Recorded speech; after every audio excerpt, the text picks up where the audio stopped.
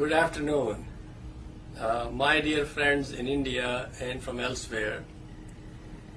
I'm sure you are enjoying the hospitality and great ideas being debated in the Proud Convention, and I would love to be there to meet you physically, but unfortunately I couldn't come because my classes are open. I can't leave my classes behind and come to India for a week and talk about the subject physically, but I thought that I would send you some message, some videotaped message. Now this is a home-drawn affair, home-drawn work.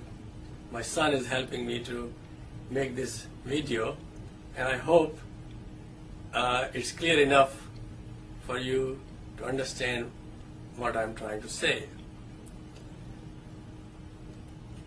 I'm going to talk about drought and world poverty.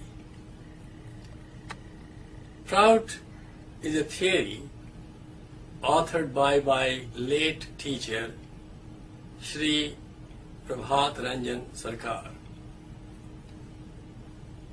I had a lot of respect for my teacher, but that's not why I like the message of drought. I like its message because of its logic, because of its broad-minded spirit, and because it can solve the problems of the world. Yes, we are going to talk about world poverty. What's the basic reason? What's the basic cause of world poverty? We all know that there is a lot of poverty in India, even in China, and of course many nations in Africa are also very poor. But few people realize that there is a lot of poverty in the United States as well.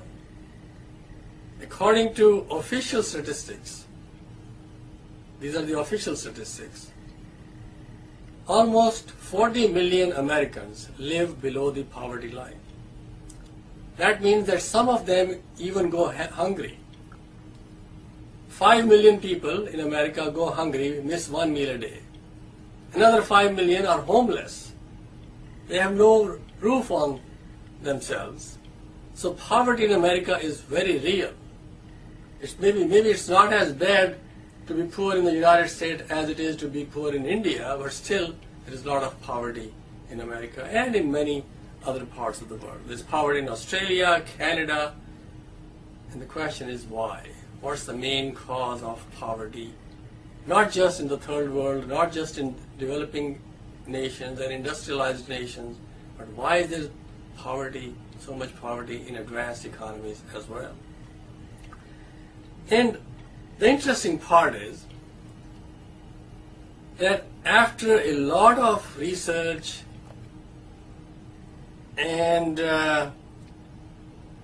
soul-searching contemplation, I've come to the conclusion that the main cause of poverty is official corruption. It's the government which is responsible for its own people and nothing else. I mean, I know the economists constantly talk about the lack of capital, the lack of industry, new technology, lack of savings, lack of education. They talk about these other factors to say that these are the reasons for poverty. But all these other factors are present in the United States. The US has an advanced economy, advanced industry, new technology, the internet, the computer revolution, a lot of capital, highest level of education. The US is the leader in many of these things, yet there is so much poverty in America. So if you want to look at one common thread that will explain deprivation, that will explain the lack of goods available to people all over the world, then that common thread is government corruption. Let me give you a simple example of how corruption causes poverty. Well, many people know that corruption causes poverty in developing countries. That idea is very well known. But is it also responsible for poverty in developed countries?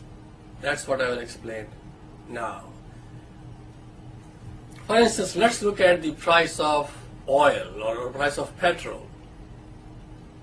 It has been rising sharply in the last 2 to 4 years. Ever since 2002, the price of petrol has been going up.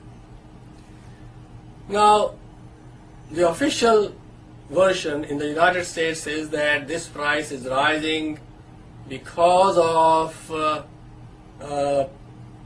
rising oil demand from India and China and a bit from the United States. That's the official version. Another explanation they give is that, well, OPEC has a monopoly. OPEC, the Organization of Petroleum Exporting Countries, keeps this price high. And I will argue that no, it's not the shortage of oil that is the cause of rising price of petrol. It is the monopoly power of the oil industry in the United States or the oil industry around the world. It's their monopoly power that's the main cause of rising price of oil. So, how come this monopoly power is the main cause of high gasoline prices? Well, there have been more than 2,500 mergers in the oil industry in the United States. Exxon and Mobil used to be two different companies. Each was making about $5 billion in profits in the early 1990s. They decided this profit was not enough for them, so they decided to merge. Now, there are laws against this type of merger. There are antitrust laws in the United States which say that companies which make a lot of money should not be allowed to merge with each other. And if the government does not enforce these laws, then it is official corruption. The government is taking money. The government officials, in order to get elected, are accepting campaign contributions from these oil companies. Then they turn around and pass laws in their favor or ignore laws that will prevent their merger. This is nothing but corruption. But the question is, how do these type of mergers raise the price of oil?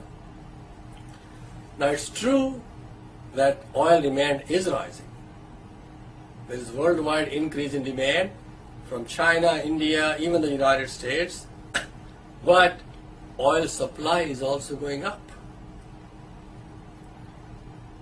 Now, economic theory says that if demand goes up and supply rises at the same time to match that rise in demand, there is absolutely no increase in the price. Yes, oil demand is rising, but supply is rising from Canada, from Russia, even Saudi Arabia.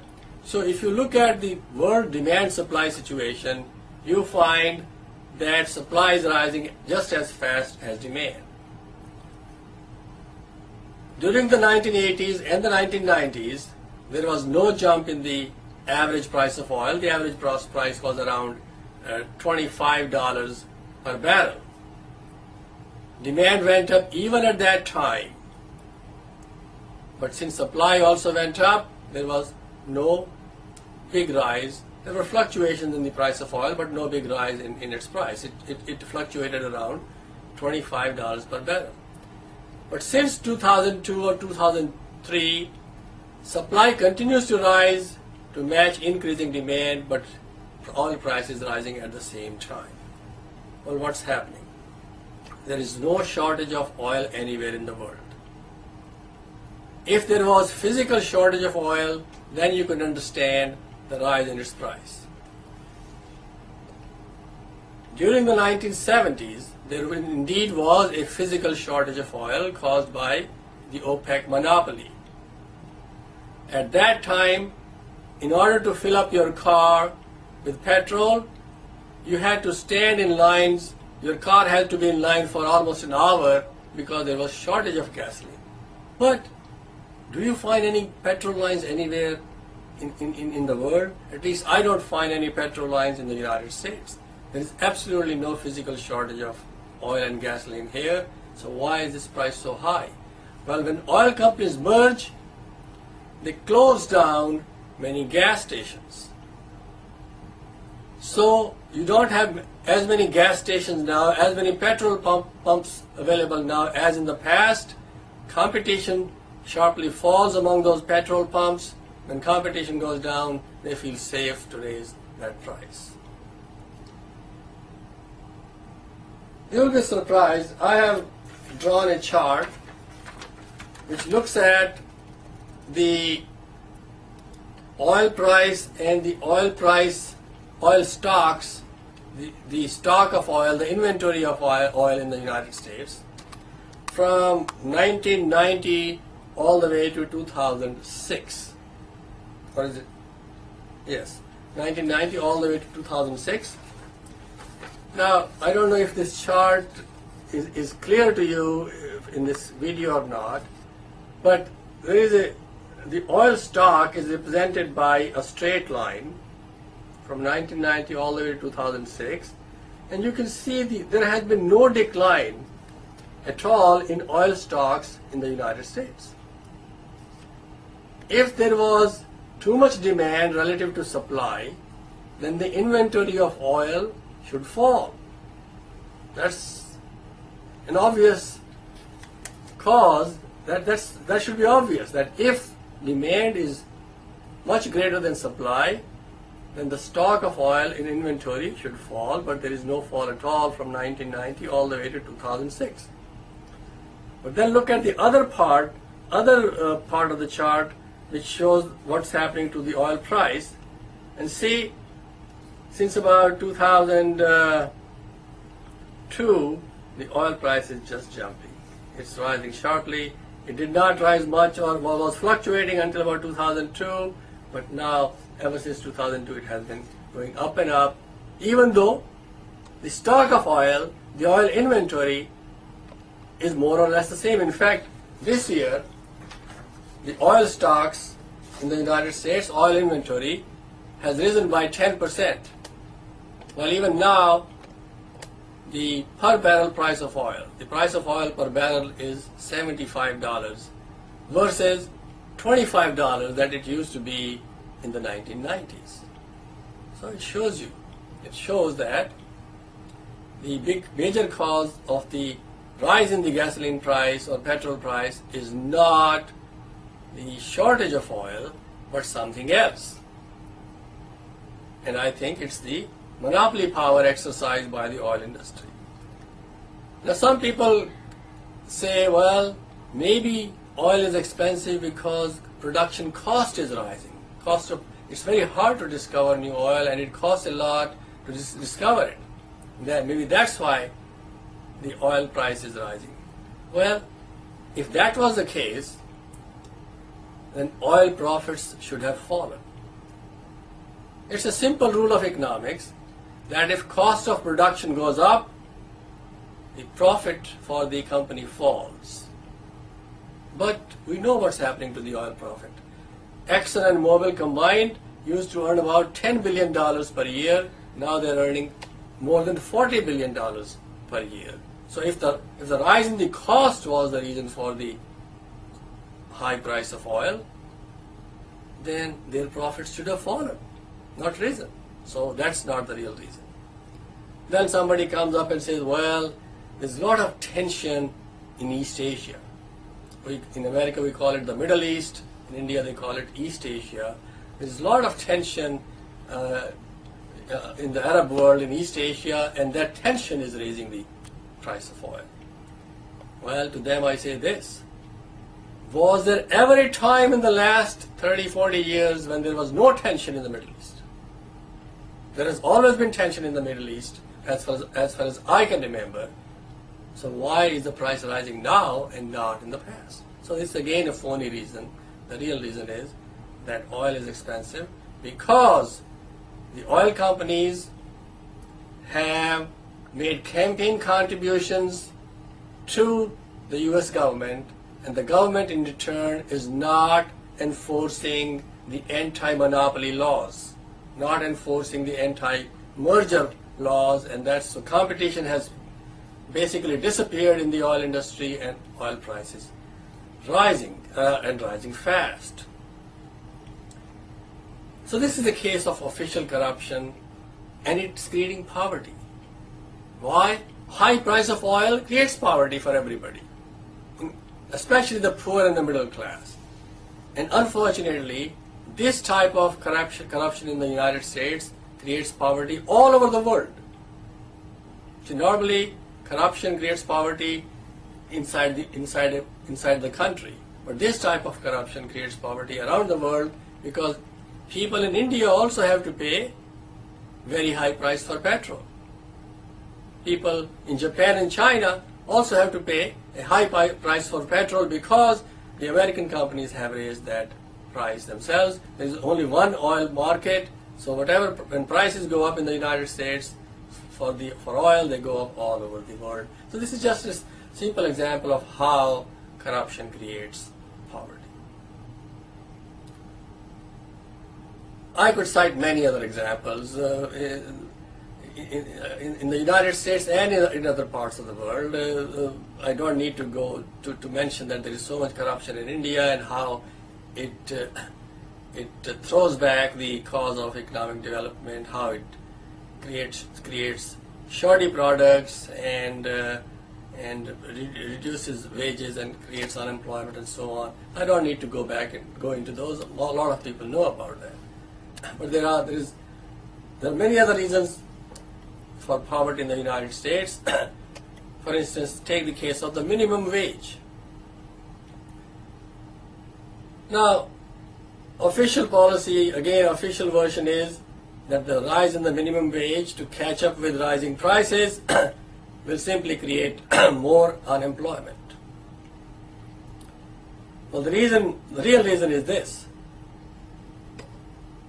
The rise in the minimum wage means loss of business profits, and the government has been bought out by businesses. That's why they don't want to raise the minimum wage. In 1969, the minimum wage in America in terms of today's prices was $8 per hour. Nowadays it's less than $6 an hour. In fact, it was close to $5 an hour between 1997 and July 2007. So they kept saying, well, if you raise the minimum wage, even though prices are rising, they create inflation. But look at what the US Congress does. It raises its own salary every year. That doesn't seem to be inflationary to it. So it's purely corruption, official corruption. But then official corruption does something else which has worldwide repercussions. The rising price of oil is only one example of how official corruption in the United States creates poverty around the world. There is another example. In this case, official corruption causes a rise in the wage gap. Now, what's the wage gap? The wage gap is defined as, or the wage gap is described as the relationship of worker productivity relative to his real wage.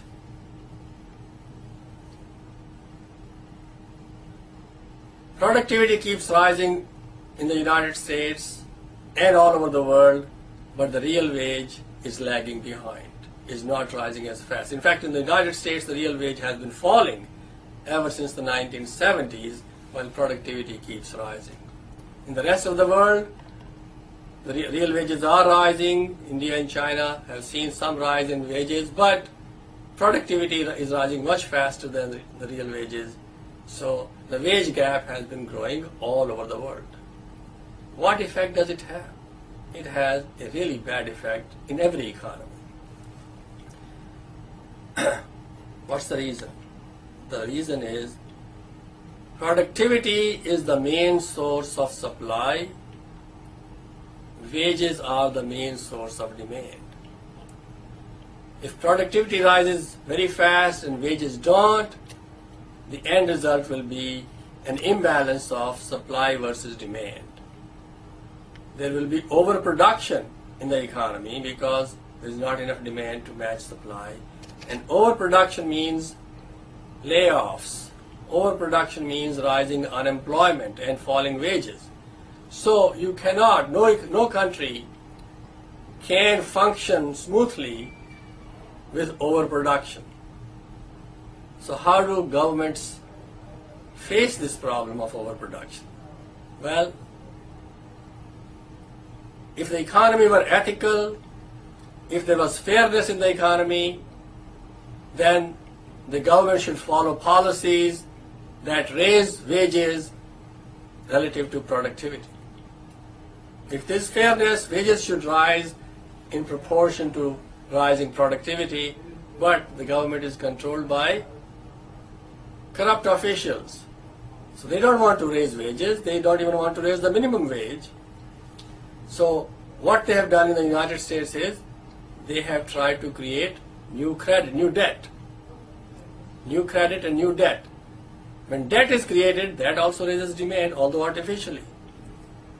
You can raise demand either by raising wages or by creating new debt, and that's what the governments have done almost everywhere in the world, especially in the United States. The government has borrowed a lot of money, the government is in big debt by itself, then the government reduces interest rates, people then borrow money.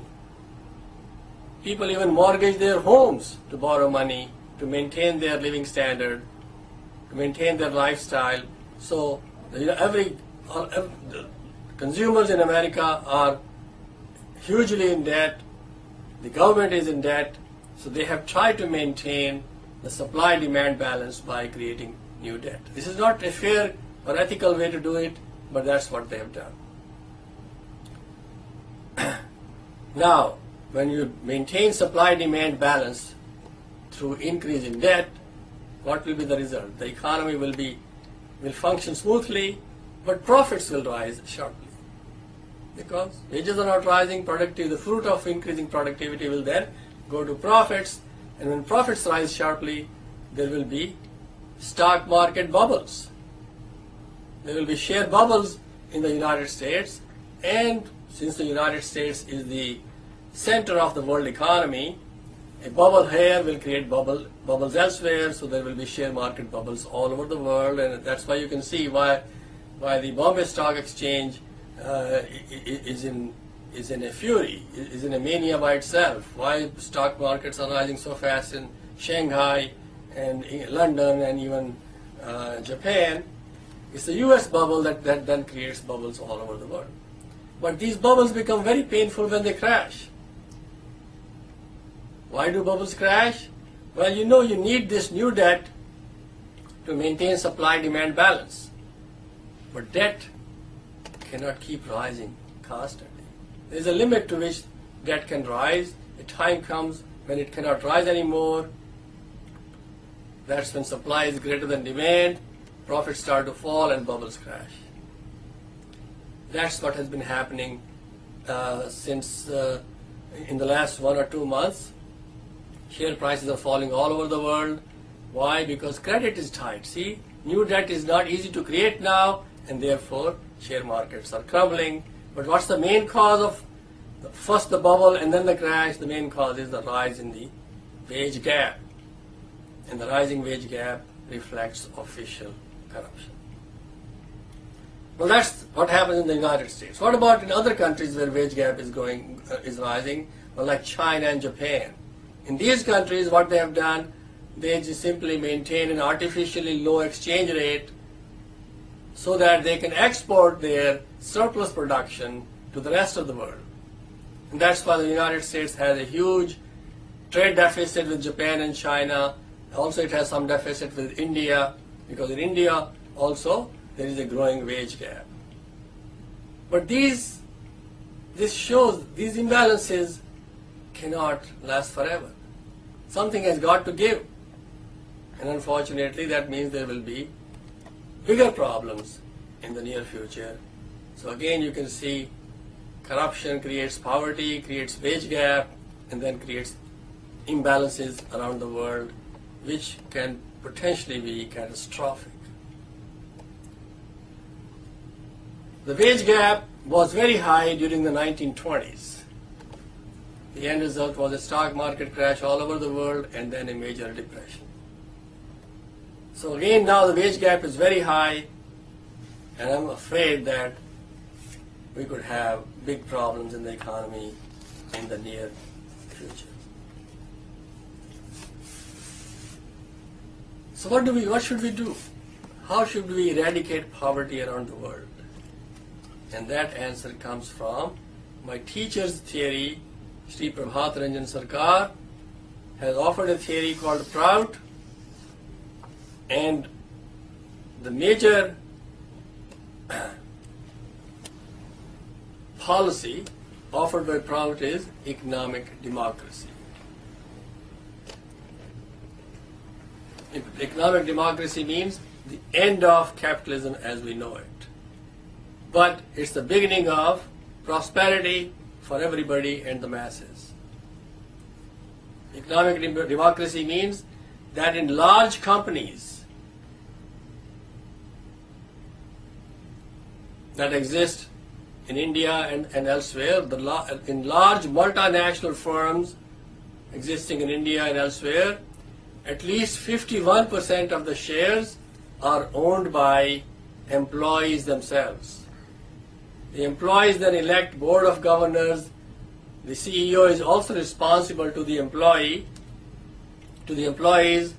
So in this kind of setup, when productivity goes up, wages will also rise in proportion. Wages will not fall, wages will not stay constant. Wages will go up as fast as productivity. The wage gap would not rise anymore. All the imbalances that I've talked about, all the poverty that I've talked about will then disappear. That's the main policy content of Prout. I'm sure there are a lot of books available at the Prout Convention. After all, this is Prout Convention. You can read up on my teacher's theory. But the main thing is that it's economic democracy. That's the main policy weapon of Prout.